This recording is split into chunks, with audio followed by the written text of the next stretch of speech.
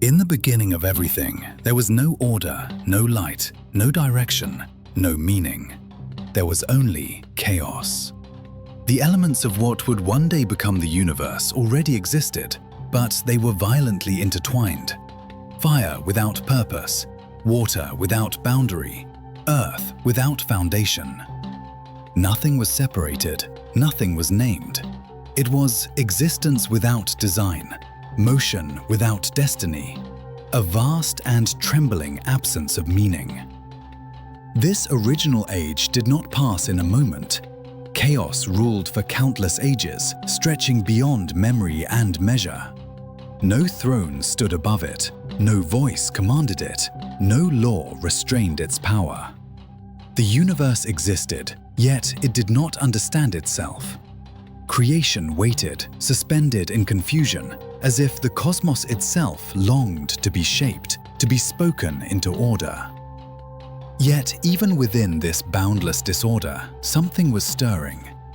Deep in the formless void, a presence began to rise, ancient, heavy, inevitable. Not born from harmony, but forged from chaos itself.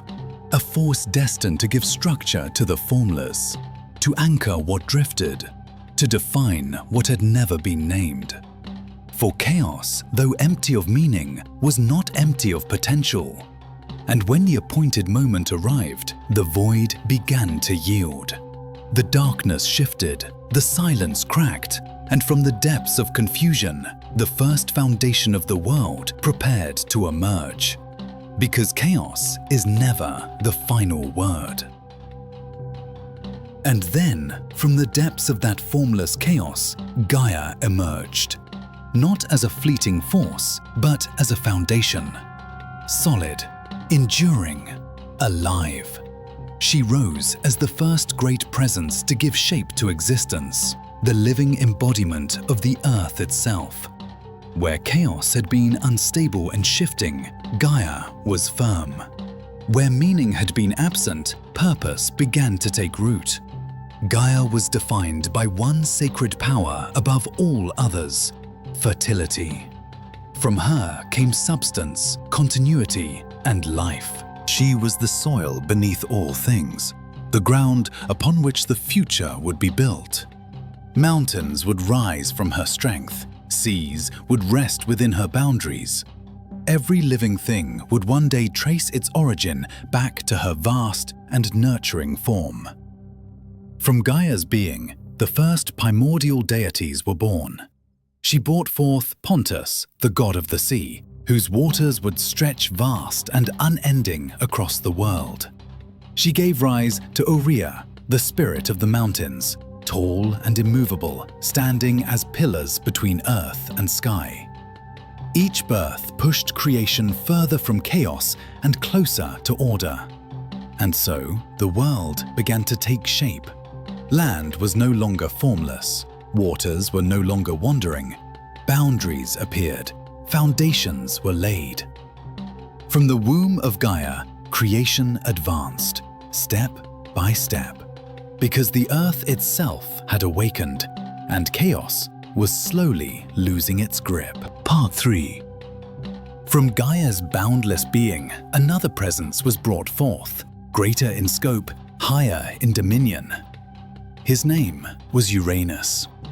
He rose above all things as the living embodiment of the heavens, vast and all-encompassing, stretching over the earth like an eternal throne.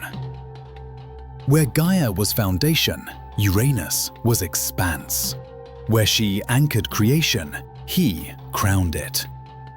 Uranus reigned as a supreme power, ruling over all that existed beneath his endless sky. The stars were set within his body, the winds moved at his command, and the vault of heaven bore his authority. Nothing stood above him, nothing escaped his reach. The heavens themselves had become a sovereign. And so, Uranus took Gaia as his wife. Night after night, heaven descended upon earth, and earth received the heavens. Their union was not merely a bond of gods, but the joining of realms, sky embracing soil, vastness pressing against foundation. From this union, creation was no longer divided. It was unified, bound together beneath the heavens and upon the earth. But even as this divine order seemed complete, another power stirred in the shadows. From the same chaos that birthed Gaia and Uranus, a darker presence began to move. For while heaven now ruled above and earth stood firm below, the night itself was preparing to claim its place in the unfolding of destiny. From the same ancient chaos that gave birth to earth and heaven, Nyx emerged. She did not rise with thunder or dominion, but with silence. She was the goddess of night, a presence both feared and revered, moving unseen through the vast expanse of the sky. When Nyx appeared, even the heavens seemed to grow still. Each day, as light began to fade, Nyx crossed the heavens, drawing her dark mantle across the world. Like a great black mountain, her shadow descended at dusk, covering the sky and quieting all beneath it. Stars awakened in her wake. Shadows lengthened. The world learned what it meant to rest and to fear what could not be seen. Nyx was not merely the absence of light. She was a force in her own right. In her darkness, secrets were hidden. Destinies were woven, and they were vast, dreadful, and overwhelming, marked by forms that inspired fear even among the gods. Creation itself seemed to recoil at their arrival. First came the Hecaton Kyries, monstrous beings of unimaginable strength, each bearing 100 arms and many heads. Their movements shook the depths of the earth, and their presence carried the weight of untamed power. Then were born the Cyclopes, towering giants with a single blazing eye, embodiments of raw force and unrestrained might. Nothing in the world could match their strength. These offspring were powerful beyond measure, but their appearance filled Uranus with dread. As Lord of the Heavens, he looked upon them not as children, but as threats. Their strength challenged his authority. Their very existence whispered of a future in which his dominion might be questioned. And so, fear took root in the heart of the ruler of heaven. What had been born from union now became a source of terror. The sky itself trembled, for the seeds of rebellion had been sown, not by malice, but by the sheer power of creation unleashed. After the birth of the monstrous ones, Gaia and Uranus brought forth a new generation, beings of immense power and divine presence, yet formed in clearer likeness to the order of the cosmos. They were called the Titans. Strong, radiant, and formidable, they stood as the next evolution of creation, gods whose strength matched their ambition. The Titans were not chaos given flesh, nor were they hidden in shadow. They were aware, commanding, and destined to rule.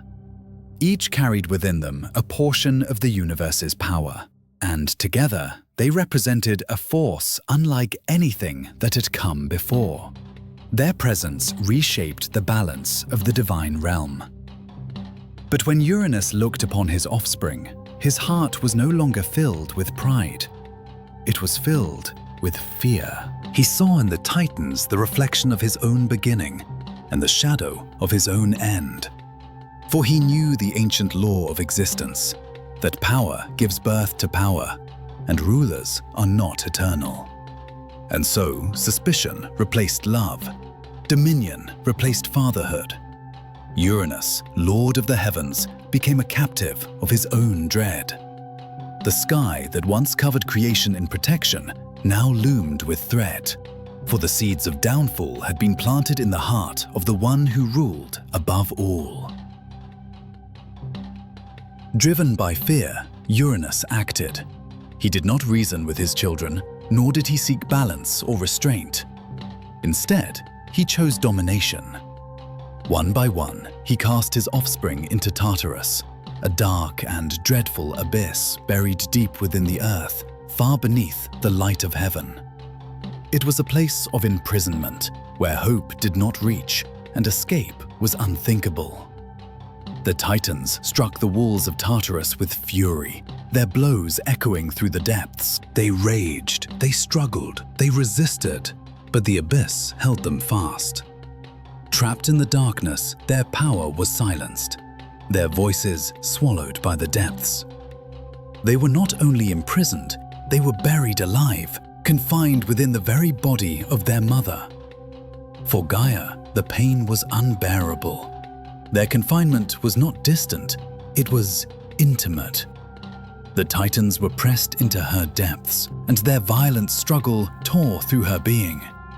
She groaned under the weight of her imprisoned children, suffering terrible agony that spread across the earth itself.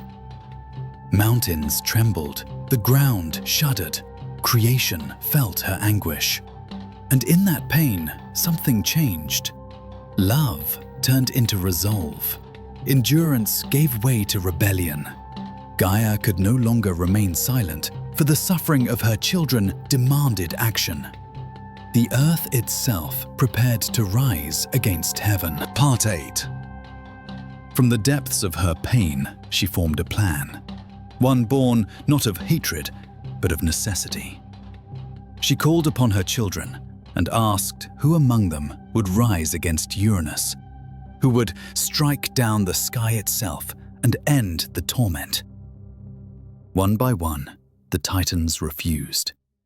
Fear bound their voices. All except one. Kronos stepped forward. Ambitious, calculating, unafraid of destiny. He believed he could succeed where none dared. To him, Gaia entrusted a weapon unlike any other.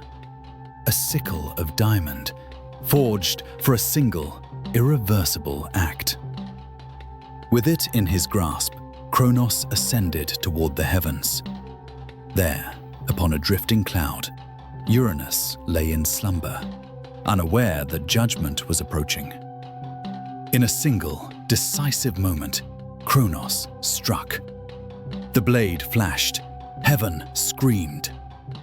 Uranus was castrated, and his cry of agony thundered across the universe.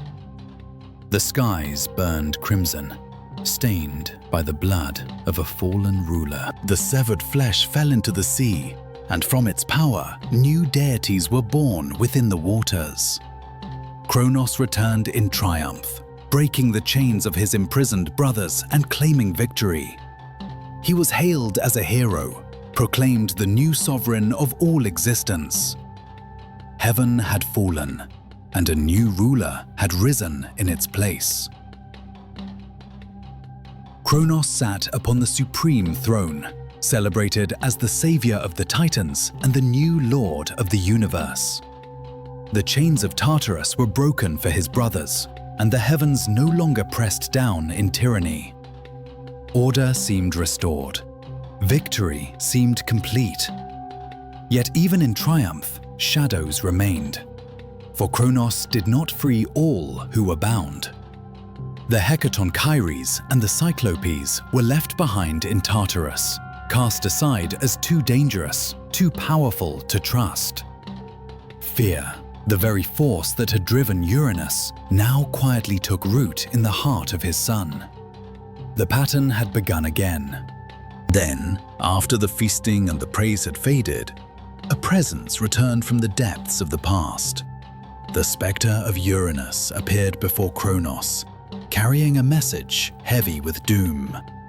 His voice cut through the silence with a terrible certainty.